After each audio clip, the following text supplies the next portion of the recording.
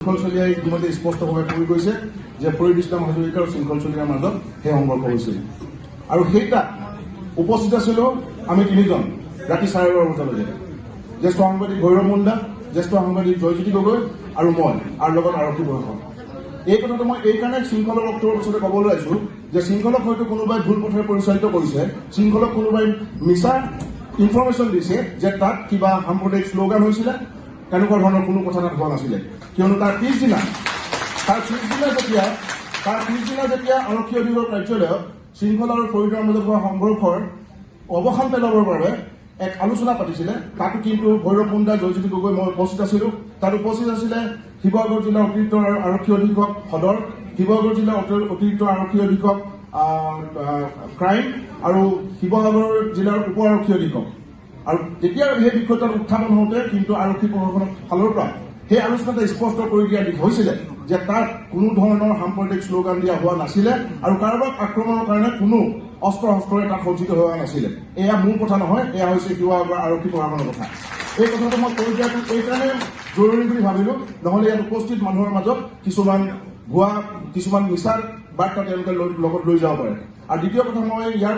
এই মঞ্চৰ পৰা মই শৃংখলৰ প্ৰতি এটা অনুৰোধ জনালোঁ যাতে ভৱিষ্যতৰ দিনত য'ত আৰক্ষী প্ৰশাসনে তেনেকুৱা ধৰণৰ কোনো ঘটনা হোৱা নাই বুলি কৈছে তেওঁ যাতে কোনো সামাজিক মাধ্যম আৰু প্ৰচাৰ মাধ্যমত যাতে এই কথা কৈ পৰিৱেশ বিনষ্ট নকৰে ধন্যবাদ শৃংখলচলীয়াই ইতিমধ্যে স্পষ্টভাৱে কৈ গৈছে যে ফৰিদ ইছলাম হাজৰিকা আৰু শৃংখলচলীয়াৰ মাজত সেই সংঘৰ্ষ হৈছিল আৰু সেইটা উপস্থিত আছিলোঁ আমি তিনিজন ৰাতি 12:30 বজালৈকে জ্যেষ্ঠ সাংবাদিক ভৈৰৱ মুণ্ডা জ্যেষ্ঠ সাংবাদিক জয়জ্যোতি গগৈ আৰু মই আৰু লগত আৰক্ষী প্ৰশাসন এই কথাটো মই এইকাৰণে শৃংখলৰ বক্তব্যৰ পিছতে ক'বলৈ আহিছোঁ যে শৃংখলক হয়তো কোনোবাই ভুল পথেৰে পৰিচালিত কৰিছে শৃংখলক কোনোবাই মিছা ইনফৰমেশ্যন দিছে যে তাত কিবা সাম্প্ৰদায়িক শ্লোগান হৈছিলে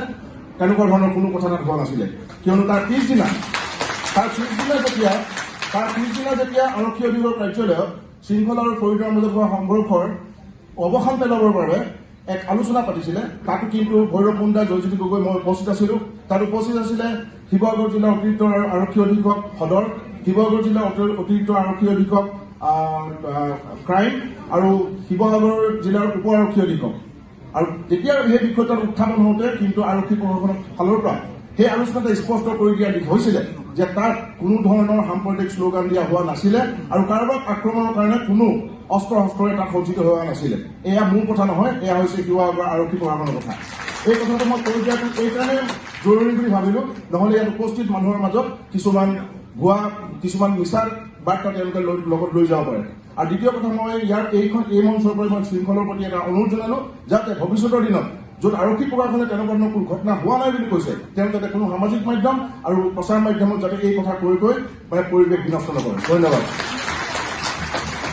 যিকোনো খবৰৰ বাবে যোগাযোগ কৰক 7099017330 লগতে 7099017110 নম্বৰত।